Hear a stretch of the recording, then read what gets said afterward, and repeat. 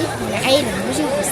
النهارده هوريكم كام حاجه كده لما تكوني هتغرقي ومش عارفه تنقذي نفسك ازاي، هوريها لك في الفيديو النهارده الناس ما بتعرفش تعوم. بس قبل ما نبدا الفيديو مش تحطوا لايك شير سبسكرايب وضغطوا على زر الجرس عشان يوصلكم كل جديد من عالم روجي وبوسي. وروحوا بسرعه اعملوا لنا فولو على حساب تيك توك والانستجرام. يلا بينا نبدا الفيديو.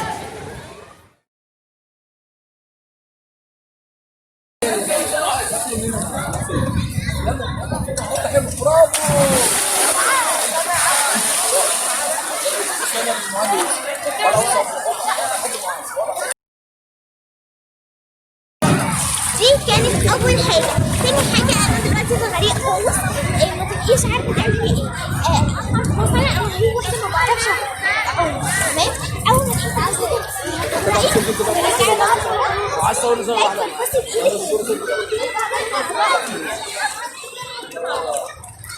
يكون جسمك فوق الميه وفي نفس الوقت ما تبقيش خايفه يعني انا دلوقتي مفيش طول، ماليش طول خالص، ففي نفس الوقت هو راجع لو نزلت فوق تحت دي اول حاجه.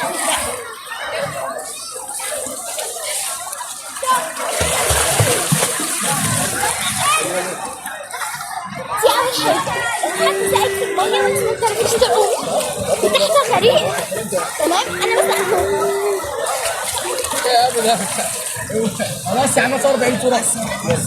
ابدأي تعملي برجلك كده كده، مش عارفة اعملها ازاي الصراحة. كده هنا كده بالظبط، يعني زي رجل البط كده بتزقي المية بايه؟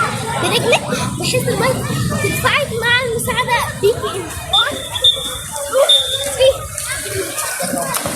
انا هصور صورة واحدة يا جدعان والنبي.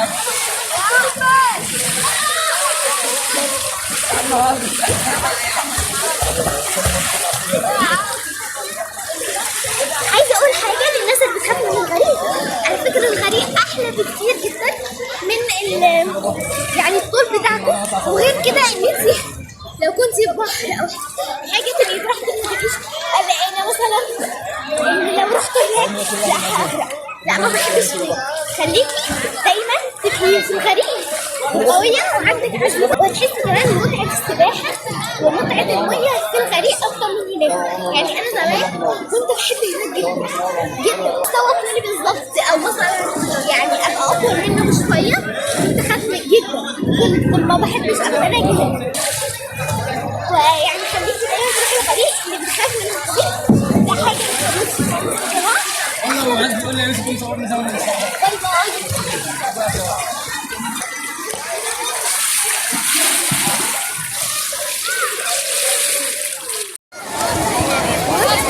واخيرا جينا حمام السباحه. بصوا يلا